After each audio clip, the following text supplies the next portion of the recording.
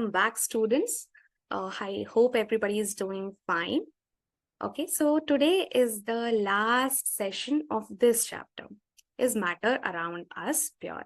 Okay, so the topic is elements and compounds. Now, a lot of students get confused between what exactly an element is and what is compound. So we are going to clear a lot of doubts today. So keep a pen and paper and be ready with it. So what are substances made up of? We have, discussed this. If not, then today we are going to talk about a little bit of atoms and molecules. Okay, so atoms and molecules, you can imagine it just like a, room is made up of bricks. Okay, so similarly, you can imagine that anything any substance, if you take the smallest unit, pick out the smallest unit, it is made up of basically atoms, okay, or molecules, right? Now, when we talk about, I have again, like, let's take, substance, or let's talk about matter. Okay, so we have discussed so far that matter is of two types: pure substances, right? And mixtures. Mixtures, we have again discussed, homogeneous and heterogeneous. Under homogeneous, we have discussed solutions, and under heterogeneous, we have discussed two types, that is suspensions and colloids. Now coming to pure substance. So pure substance are of two types: elements, okay, and compounds. Now these elements and compounds are made up of atoms and molecules. Now we'll see how that works. Okay, so elements are the basic building block, you can say. Element is made, it is a pure substance, so it is made up of only one kind of atom. Think of it as a simplest form of matter that cannot be broken down. Okay, so for example, let's take hydrogen atom. Okay, H atom. Let's take O atom. Okay, so these are nothing but element. Now, element can be of, here you can say, periodic table. Like I have just kept a teeny tiny part of it, not the whole periodic table. Okay, so here you'll see that these elements can be of different types. It can be metal, it can be non-metal, and it can be metalloids. Okay, so for example, for metals, you can see iron, which is used to make tools, right? There is gold, or for gates also we use iron, right? Iron gates, big iron gates. Then gold for making jewelries. For aluminum in our daily utensils. For non-metals, oxygen is there. For breathing, we are using it, right? Carbon is almost in pencil and a lot of places and lots of things. Okay, nitrogen, soil take plants take nitrogen from soil and then fix it. Metalloids, so boron is used in detergents. Okay, silicon is used in a lot of parts of computer. So basically, elements, whatever periodic table you are seeing, all those elements 118, or maybe if this getting discovered more, you'll see more. So all those elements are basically made up of only one kind of atom. Okay, now one more thing. If suppose I have taken this big gold bar. Okay, I have a gold biscuit, a gold bar, let's say. Now, if we look at the smallest part of it, it will be made up of atom. Which atom it will be made up of? It will be made up of Au. Au is gold atom. Okay, so it is made up of gold atom. Again, gold atom, like this. Okay, so now you know that element is made up of only one kind of atom. So that is how you know it. Now, key features of an element would be, it is in its simplest form, you can imagine. So elements represent the most fundamental form of matter. You cannot get anything simpler by chemical reaction. You cannot break them again. If you break them, it won't be broken basically. It is the smallest particle. Like for example, in human body, it is cell, right? Once you break the cell, or once you have taken out all the organelles from the cell, then cell is not cell. It won't be living.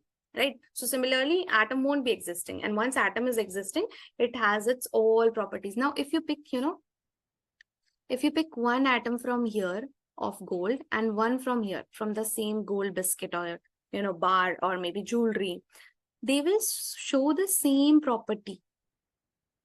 Okay. Same properties. Okay. So, and even if you do some chemical reaction to it, it won't, be broken down.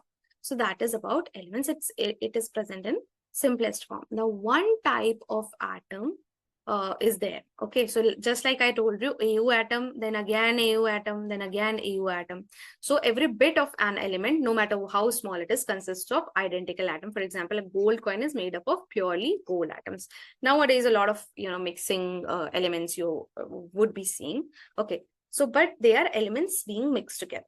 So that is another thing. Again, if you pick out one atom of, one element, it would be same and everything property will be same.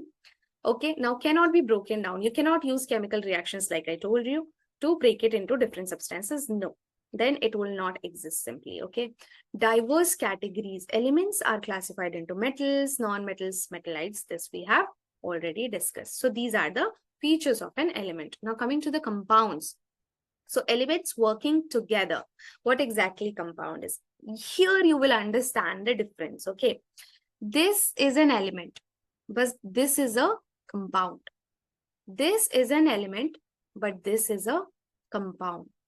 This is also an element. Okay. And let's say, okay, and let's take NaCl also. This is an element and this is an element, but these both are combined together to form a compound. Now you will know the difference. Okay. And this compound, now if you will take salt, okay, the NaCl salt, and if you'll pick out any, part of it, you'll find NaCl, that is salt. Okay. So a compound is a pure substance formed by two or different elements combined chemically in a fixed proportion. So how is it different from, the mixtures and all?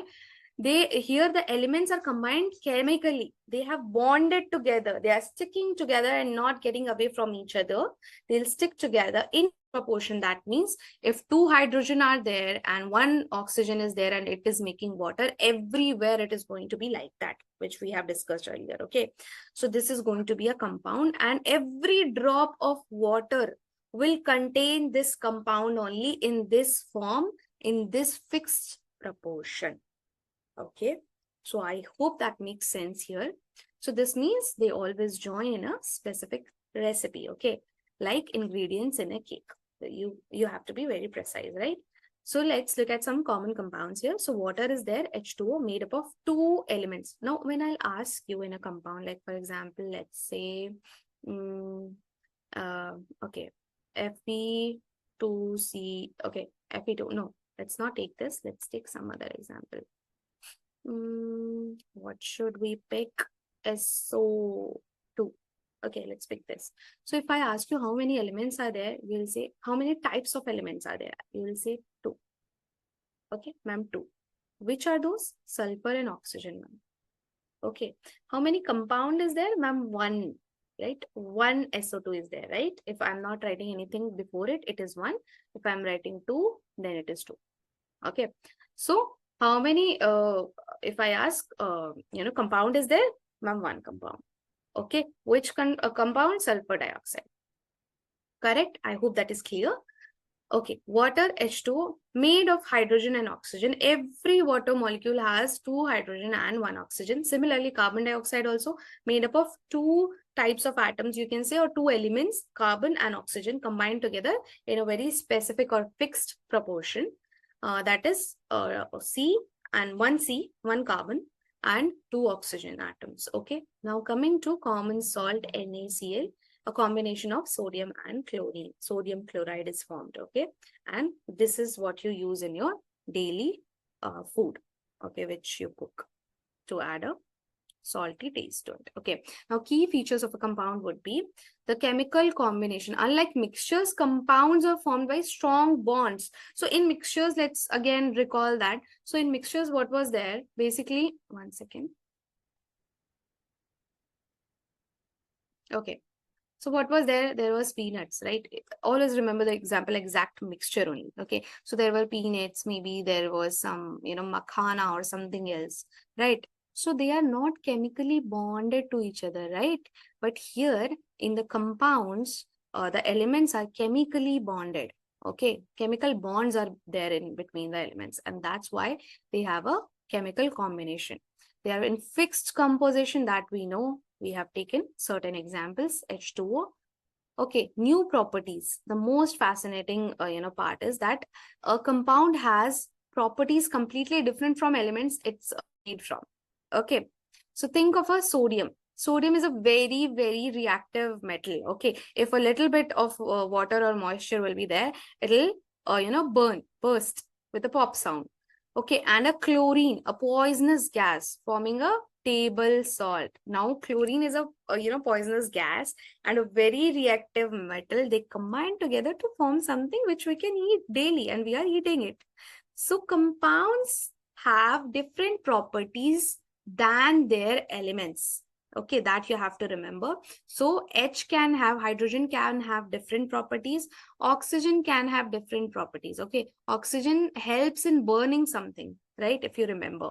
And these two combine together to form something which is used to, oxygen basically starts a fire, helps in starting a fire. Okay, but water, they together are making water, and water helps in, stopping the fire, right? Okay, not all fires can be stopped by water. Again, you have to study a lot of science to know what sort of, fire can, be stopped or, seized by the use of water.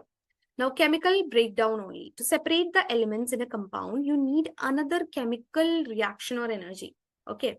So you have to need something else, not just physical method. This again we'll deal later. Okay. Then chemical formula. Every compound is uniquely represented by a chemical formula, this sort of formula, which we'll be dealing a lot later with. A lot of formulas we learn of different compounds, and we'll see that how they are making those, formulas in, higher grades.